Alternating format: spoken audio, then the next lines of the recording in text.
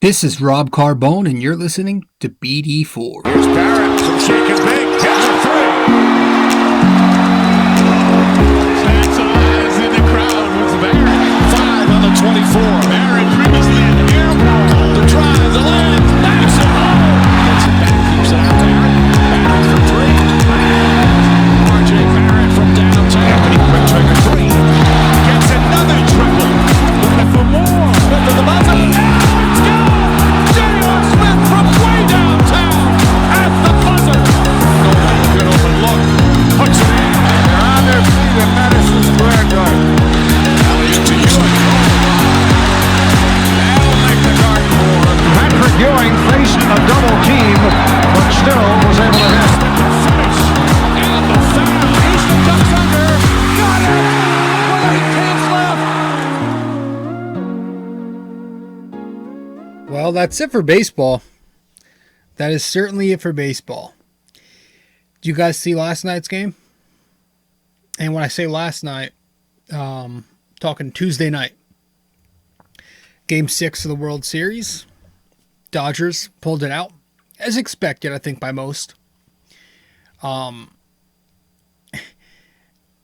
Another year goes by where the team that makes the most contact, the team that hits the ball at a higher clip, and the team that hits more home runs wins the World Series. And it's not a shock because, balanced offenses.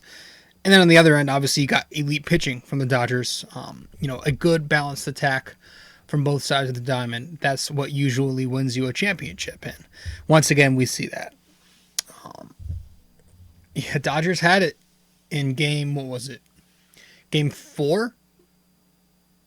Yeah, probably could have got it done quicker had they not collapsed in that 9th inning the other night.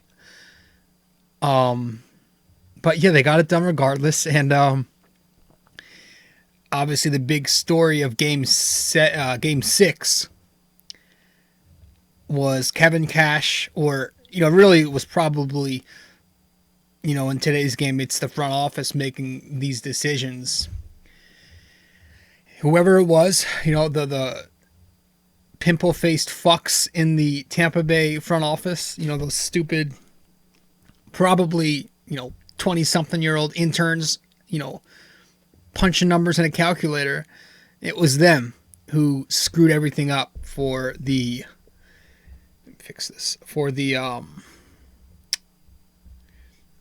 Tampa Bay Rays in the end. Blake Snell was absolutely cruising. What was he throwing, a one-hitter and out into the 6th inning? The Rays were up 1-0. He had 9 strikeouts through those 5 1/3. 70-something pitches. Just, your horse was absolutely cruising. You don't do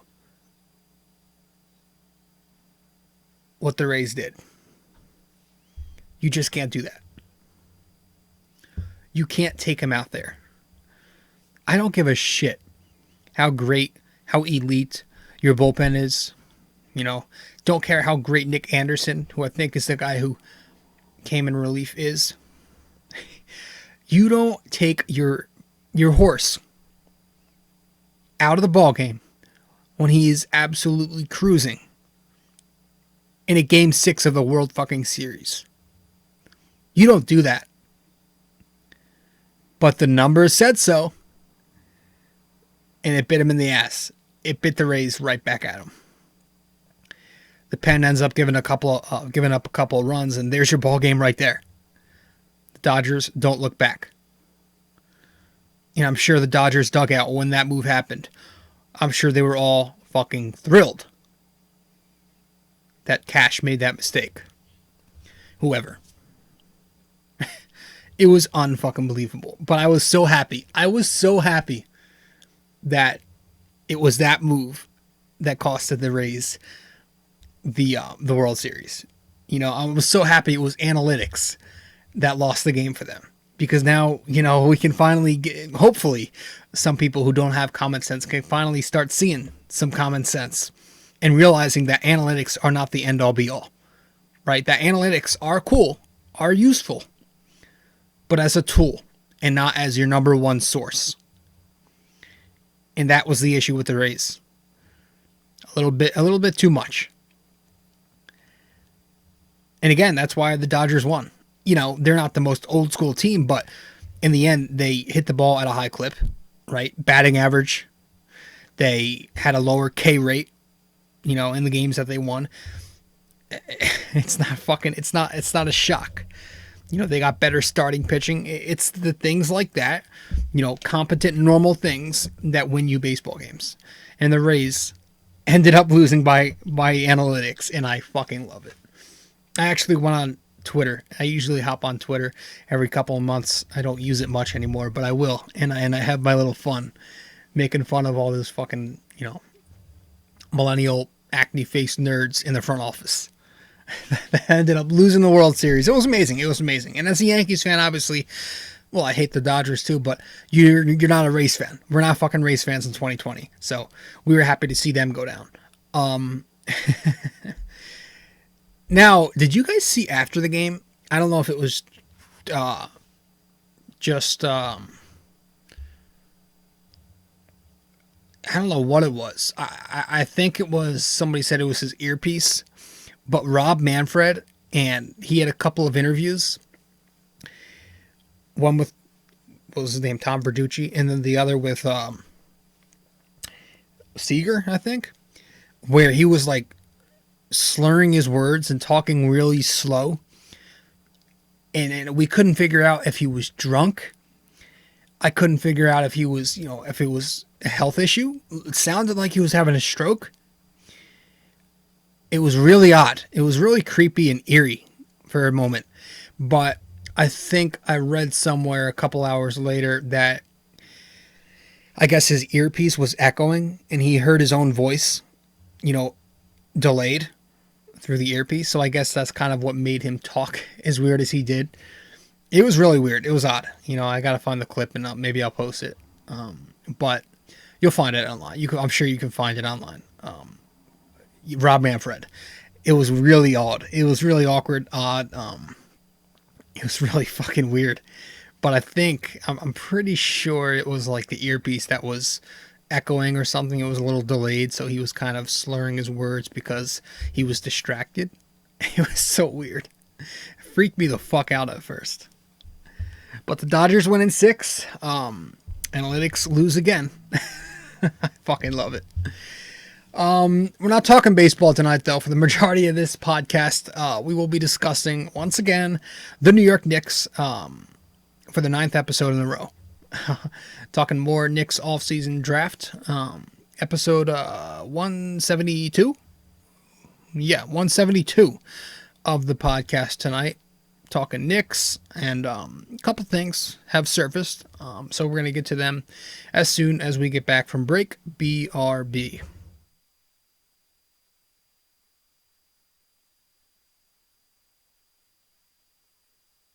All right, fellas. So really quick, I just want to remind you that if you haven't subscribed to my podcast on the many different platforms that I'm on, you can do so right now. And all you got to do that is go to my website. Just go to nysportstalkrc.wordpress.com/connect. Once again, in order to subscribe to the podcast and listen to the podcast or watch it on the many platforms we have, go to my website at nysportstalkrc.wordpress.com/connect. Yeah, so, you know, not much really has been going on, but, you know, for the most part, it's been quiet, but there has been some stuff happening, in terms of, you know, more rumors lately. Why is this screen so slow? There we go. But the Knicks, the New York Knicks have, I guess, been in the rumors of late. You know, I think yesterday it surfaced that the Knicks are willing. It was Leon Rose, a report that said Leon Rose willing to take on bad contracts if the deal includes a young player and some assets. Okay, so that was that, you know, so to break it down for you, what that really means. So you have Team A. Okay, Team A is the team that wants to unload the bad contract. Okay, then you've got Team B, who are the Knicks, okay? The non-contender. And the Knicks are going to take on that bad contract, right? And to take on that bad contract, the Knicks are going to give Team A players that are on expiring deals, players on team-friendly, non-guaranteed contracts. And we obviously know the Knicks have plenty of them, right? So Team B and the Knicks, in return, along with that guy on a bad contract, get maybe a young player, or more importantly, get assets like draft capital in return. Maybe get a couple of first round picks. That's the big thing here, right? And that's, we always talk about on the show, I always say financial flexibility. That's why financial flexibility is huge, right? Because now the Knicks have plenty of cap space to where they can let go of all these guys on these team deals, right? Taj Gibson making $9.5 million for next year. Elfrid Payton making $8 million. Bobby Portis, obviously he's got that $15 million option. Wayne Ellington making $8 million, and then Bullock making $4.2 million. Waive as many of those guys as you can.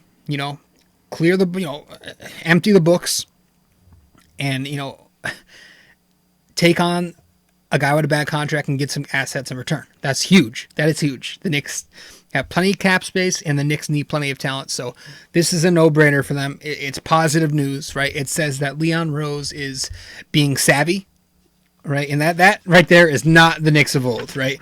You never heard the Knicks of old being savvy, kind of a small market mentality, right? The Knicks of old would trade for that big money guy, but they would also give away all their talent and give away all their assets in the process, right? But what you're hearing now is they're willing to trade for that big cash guy, but only if it comes with a young player or if it comes with a couple of draft picks for the future. So not only does this give the Knicks more draft capital potentially, but it also prevents them from doing any dumb Band-Aid big money moves, which wouldn't include collecting assets, right?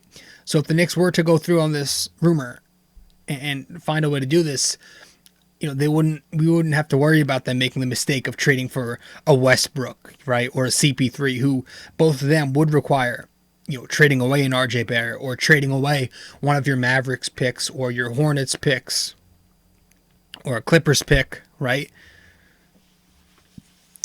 Doing it the way, of getting assets in return of that heavy contract, that's huge.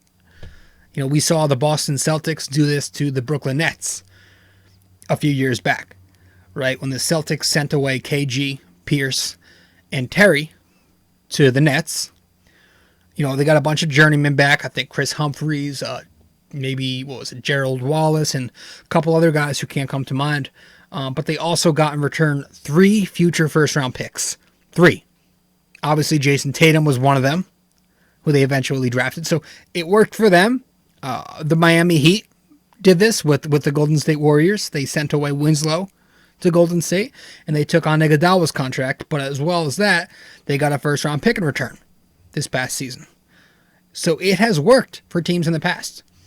It has helped Miami become a better team and, a younger team and a team with some flexibility in the draft. It has helped, the Golden State Warriors, the Boston Celtics draft Jason Tatum, and I think Brown was used for one of those picks. So it's a strategy that could really fucking work. And again, for the players that the Knicks will be trading away, you're talking about a bunch of those guys that I listed. This probably wouldn't be an ideal situation for trading Julius Randle. That's not, if you're going to trade Randle, his contract is still large. So he's somebody who you're going to have to trade for, a player just as talented, for a good player, not just draft capital. But, I'm talking about trading Portis, trading away Gibson, Elfrid, Wayne, Bullock, all those guys that we don't need. So if that's the one thing you could, praise the Knicks that they did last offseason after failing to get Kyrie, KD, they at least did it. They spent smartly, right? They were smart with how they spent their money. Obviously, it didn't work out on the court, but we're in 2020 right now at the end of the year, and now it looks like we have some options. So yeah, I'm not looking for a CP3, a Blake Griffin, a Westbrook, an Oladipo, Tobias Harris. You're probably, there are some guys that you don't want them. Again, you don't want the Knicks to prioritize name value over practical value, right? You're looking at guys like, I don't know, some guys I listed here. Utah's Mike Conley, maybe. He's an option. I know he's got an expiring deal. He's on the final year of his contract in 2021, where he's owed $35 million. So maybe get him for a year, and you get some assets back, or you trade him at the deadline and you get even more draft capital in return. Also with Utah, Joe Ingles, is that how you say his name? No, Joe Ingles, right?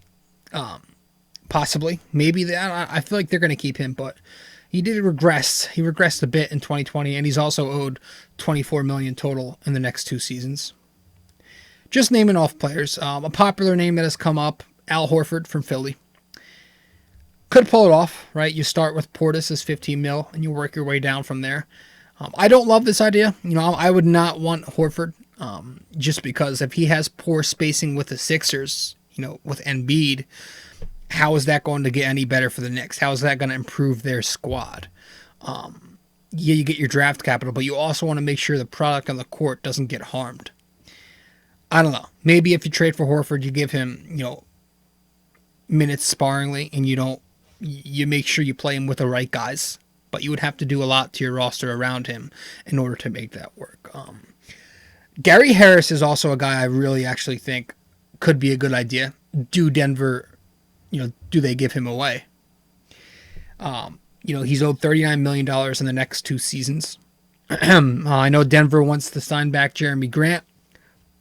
He's probably going to look for a bigger contract. I know Denver wants Michael Porter Jr.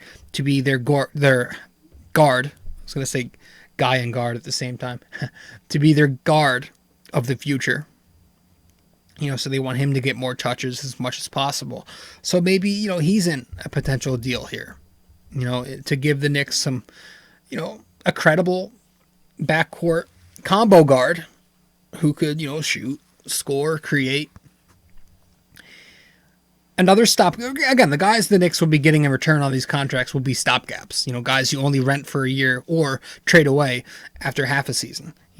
So it's nothing legit. The thing to sweeten the pot here is those draft picks that you would be getting in return. It's nothing about the guy on the contract you're getting. That's just a throw-in. That's to make this work.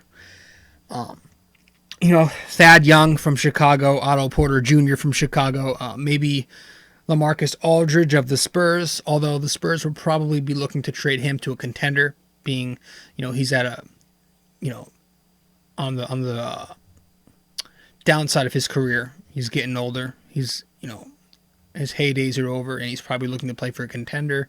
And, a contending team would probably give a better offer than the New York Knicks for Aldridge. But maybe that guy Taurean Prince Brooklyn. I know the Knicks and Nets probably don't like to do deals, but, I know the Nets would probably like to re-sign Joe Harris, big money. He had a great season for them.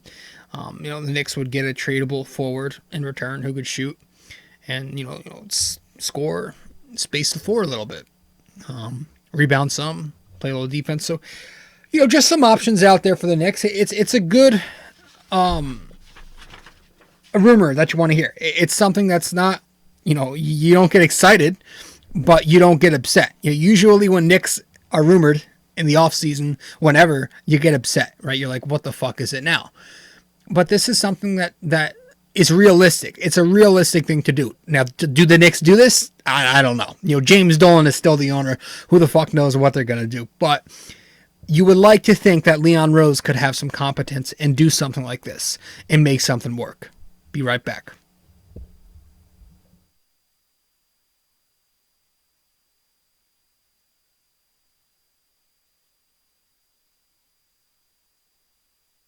I'm on a few different social media platforms today. If you want to follow my Instagram account, follow at Rob J. Carbone. If you want to follow my Facebook or Twitter account, follow at NY Sports Talk RC.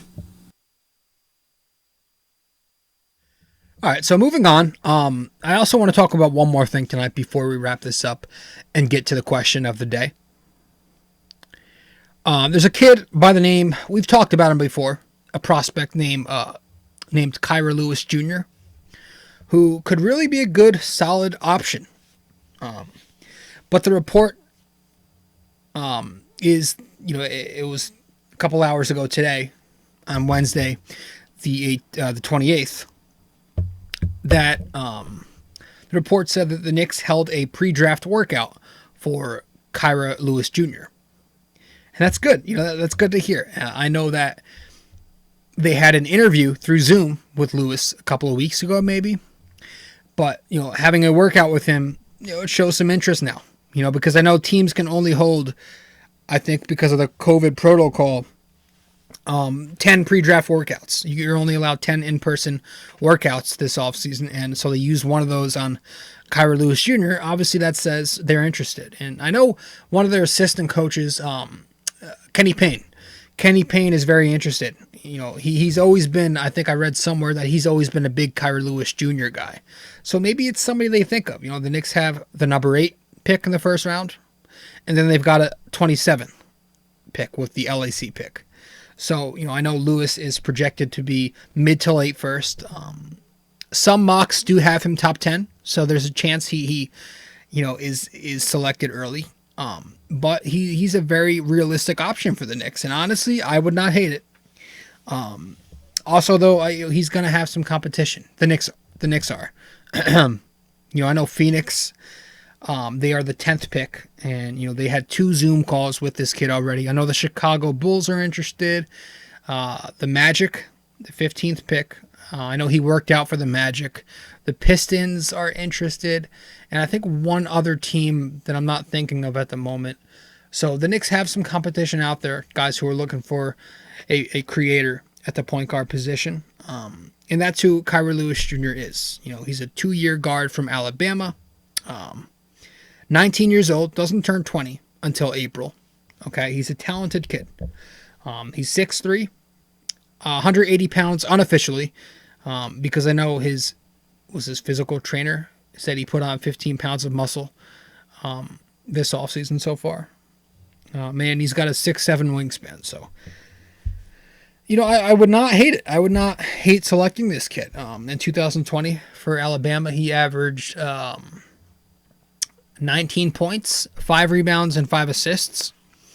And he did so on 46% from the floor, taking 14.5 attempts, 37% from 3, taking 4.9 3-point attempts per game, and 80% from the free throw stripe at a decent 4.2 attempts from the line per game. So he's a good player. He put up some solid numbers.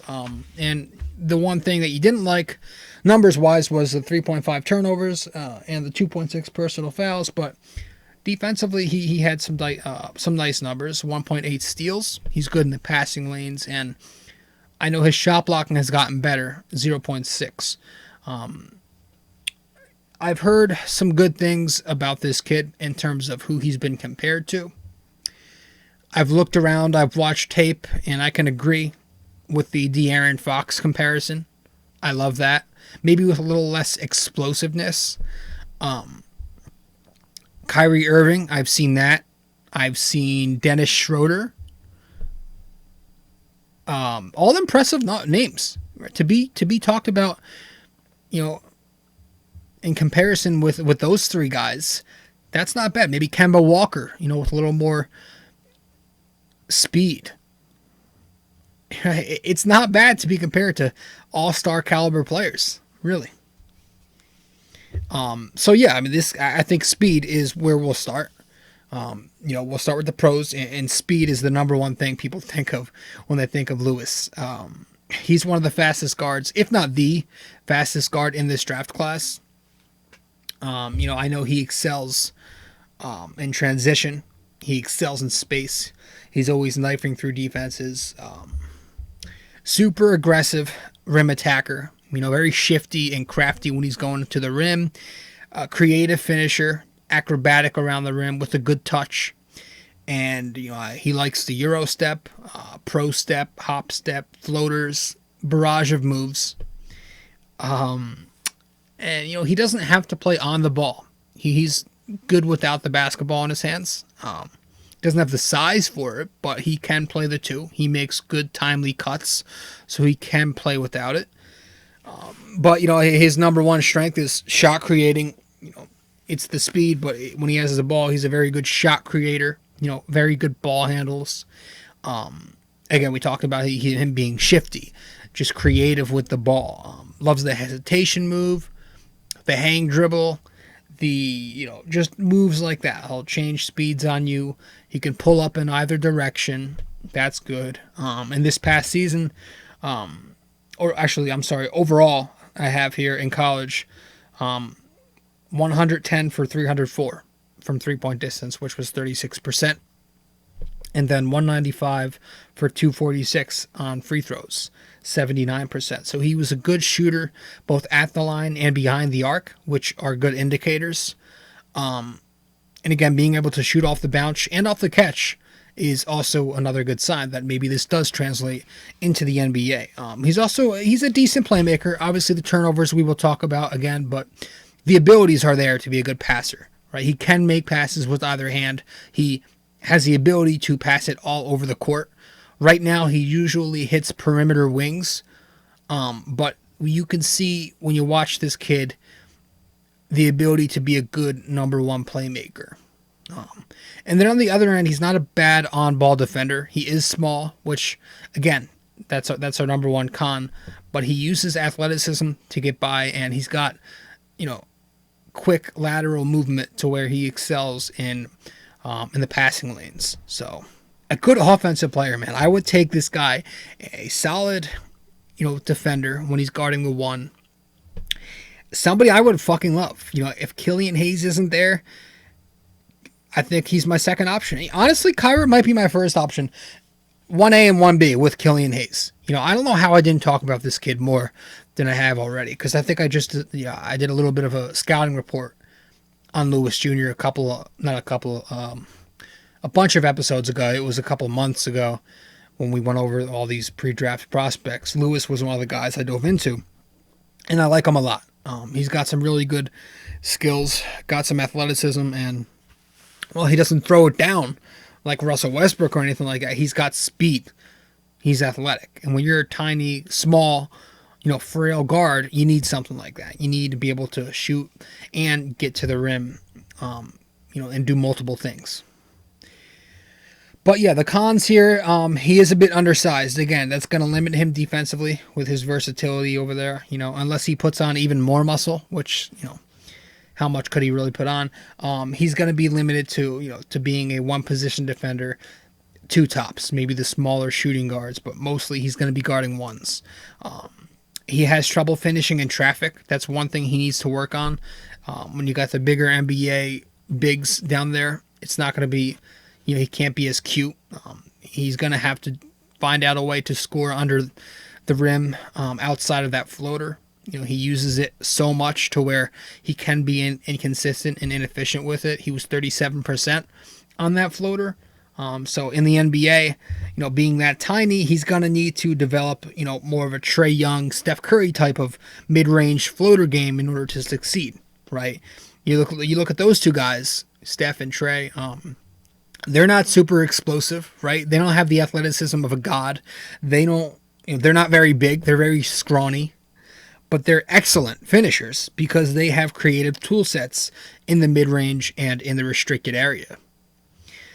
They've got excellent floaters. So maybe Kyra Lewis is going to have that floater, that runner, be his forte when he's attacking the rim. He's going to have to continue to work on that because he lacks that explosiveness to dunk on those taller defenders, right? He's a smaller, skinnier guard, right? So when you lack that explosiveness, you kind of need a major strength elsewhere.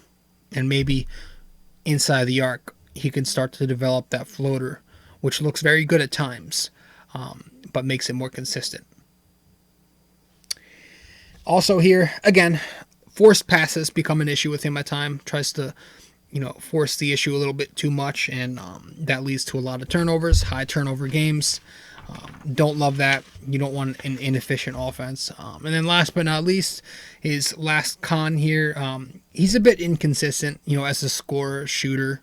Mostly it's, streaky three-point shooting. He's had some really poor stretches that went on for, weeks where he couldn't hit threes at a good clip. And then he's had good stretches where he hit him at a good clip.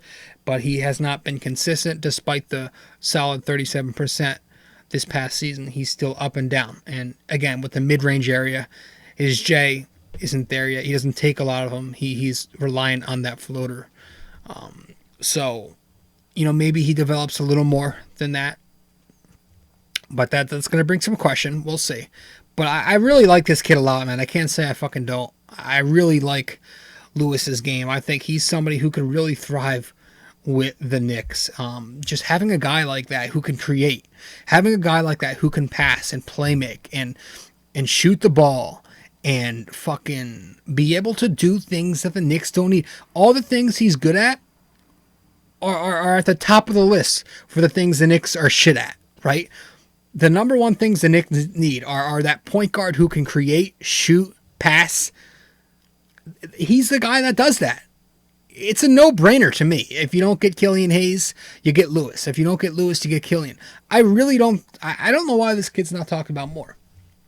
I really like him. I like him a lot. I think he could be a potential 15-5 guy. I think he's a 15-5 guy. Does he pan out? Maybe. So he's an option, man. I don't hate taking him at number 8. Do you mess around and risk it a little and try to trade, back to 15 and gain an asset or two, and then maybe Lewis is still available? Sure, maybe that would be the ideal scenario for me. I would definitely do that. But Lewis Jr. is a solid player, man. I think he's got a shot. I don't see him shooting too much, too worse than league average from 3. He can at least hit 35%. I think that's possible. Again, 15 points, maybe more. I mean, he's a guy who I think can thrive in the NBA. He's athletic, and he can shoot a little bit. I like his game. And he's got some tools to where he can hold his own defensively. There are limits. Again, he's going to have to he's never going to be an all-world defender. Curry isn't. Young isn't. Not comparing him to those two, but I'm saying he can get by because there are guys in the NBA that are superstars and get by. So fucking Lewis Jr., I don't know, man. You tell me. I like him a lot. Am I a little too optimistic on him? I fucking like him. Let's get to the question of the day after this break. All right, fellas. So, really quick, I just want to remind you that if you haven't subscribed to my podcast on the many different platforms that I'm on, you can do so right now. And all you got to do that is go to my website. Just go to nysportstalkrc.wordpress.com/connect. Once again, in order to subscribe to the podcast and listen to the podcast or watch it on the many platforms we have, go to my website at nysportstalkrc.wordpress.com/connect.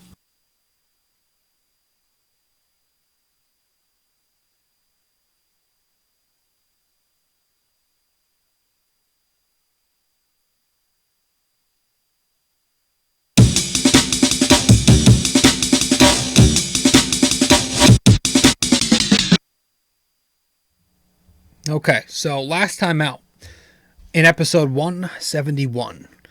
Episode 171, I asked you guys for the NYK question of the day. I asked you guys who has who has the most triple doubles in New York Knicks history. The answer to that question, Walt Frazier with 23. Isn't that sad?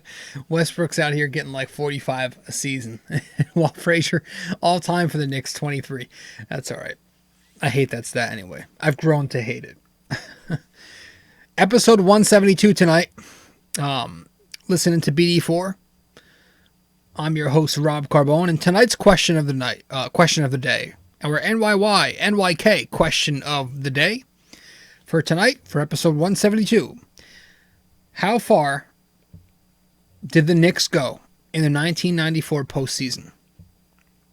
Okay, so how far did the Knicks go in the 1994 postseason? Which round? Message me the answer or comment on the post once I publish the podcast. You can do this on Facebook or Twitter, or you can reach me at NY Sports Talk RC, or you can do this on Instagram, or you can reach me at Rob J. Carbone. Again, I don't use Twitter a ton, so, preferably reach me on Facebook or Instagram. No problem, I'll get back to you. But that's the question. How far did the Knicks go in the 94 postseason? Guys, that's it for tonight. That is it for tonight's episode. Talked Kyra Lewis Jr. We talked taking on some bad contracts for some assets in return. We talked the World Series. We talked Rob Manfred. Is he MK Ultra? Is he a robot? That was so fucking weird, man. I swear, I texted my friends. I'm like, did you see that Manfred shit? Is he a fucking robot? That MK Ultra shit that people love to talk about? And I've seen Jalen Rose kind of lag on air. I've seen videos of that, and I was like, whoa, that's creepy. I thought Manfred was fucking some kind of fucking weird-ass robot or CPU. He was lagging. He was literally lagging last night. But it turns out, I hope it turns out that it was the earpiece fucking echoing or something. Guys, thank you so much. I'm your host, Rob Carbone. Once again, episode 172 of the podcast of BD4, where there is no better way to get your Yankees and Knicks analysis. Guys, thank you so much, and I will see you next time. That's all we got for tonight. Ciao.